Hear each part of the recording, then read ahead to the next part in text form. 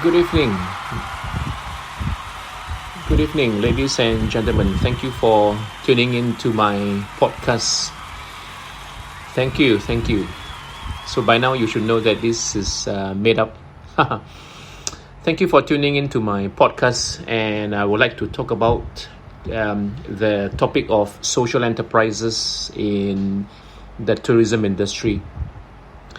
As usual, I don't really prepare for my podcasts, but I've touched on this topic quite a few times in my class, in the classroom, and I've mentioned before in a few of my podcasts that the reason why I usually don't prepare or don't prepare much when I do my podcast is because I want to test on my ability, or maybe sometimes the lack of, when it comes to doing the podcast impromptu. So let's get on with the topic. Social enterprises are an increasing sight in the tourism industry. We have tour operators that make use of ex-convicts, travel companies that make use of ex-convicts or ex-offenders to deliver tours, travel companies that use homeless and people who have spent time in jail to be their tour guides. We have cafes and restaurants that hire people from disadvantaged backgrounds, and we have some more examples. So in the last maybe 10 or 15 years, we perhaps have seen more and more cases of businesses which intentionally hire people from less privileged or advantageous backgrounds, and the concept of social enterprise is probably somehow not so well known.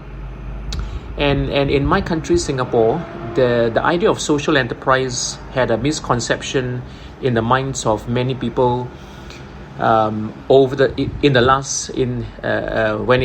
it first started, let's say about 15 years ago. Many people did not actually understand what a social enterprise is. Often understood as charities, the concept of social enterprise has come a long way. Today, in Singapore, more and more people are clearer of the idea of what a social enterprise is. A social enterprise, as I said, is different from a charity. A social enterprise does not operate like a charity. It is a for-profit business, and while one of the main aims is to make money, making money is not the sole and perhaps not the most important objective when it comes to a social enterprise. A social enterprise very often will have social causes in its operations, hiring people from certain backgrounds, making products that are intentionally catered for certain segments of people in society, or the service and the products that are created is meant to solve certain social, cultural, or environmental causes. So that is a social enterprise, and it's good that the concept of a social enterprise is now much clearer in the minds of most people. And so in the tourism industry, we do see more and more examples.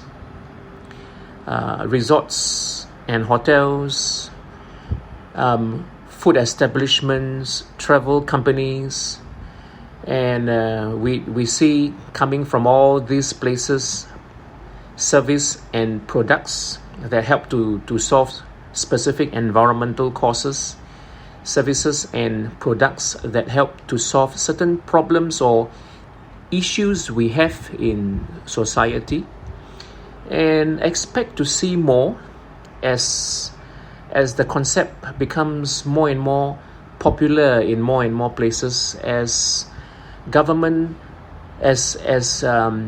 governments in more and more countries encourage people to and make it easier for people to start social enterprises. Remember, social enterprises do not mean operations that do not need to be financially viable.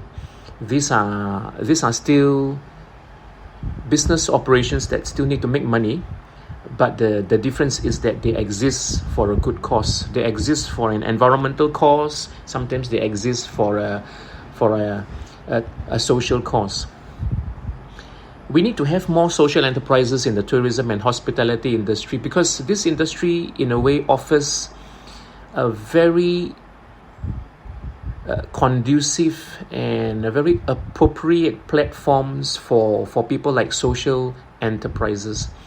The tourism and hospitality industry is an industry where when it comes to opportunities for people to find employment, it is an industry with a lot of opportunities. So one other reason for social enterprises to potentially thrive in the tourism and hospitality industry is the presence of external forces. Environmental crisis. We are seeing more and more examples of impacts that climate change has on the tourism and hospitality industry. We are seeing more and more examples of the tourism and hospitality industry in places affected by different kinds of crisis. So there are issues and challenges where perhaps social enterprises can come in and reduce the adverse impacts, or sometimes just simply find solutions too. So I am sure that as we go forward, social enterprises will continue to exist. We need the support of the private sector. We need the support of policies from the government. We need the support from the government. Besides the presence of policies, we need the government in creating an enabling platform or environment for these people to not just survive, but perhaps to thrive as well. So this is my 7 minutes 40-second podcast, and I hope you do like it. And I'll see you again with maybe a different topic next time. Goodbye.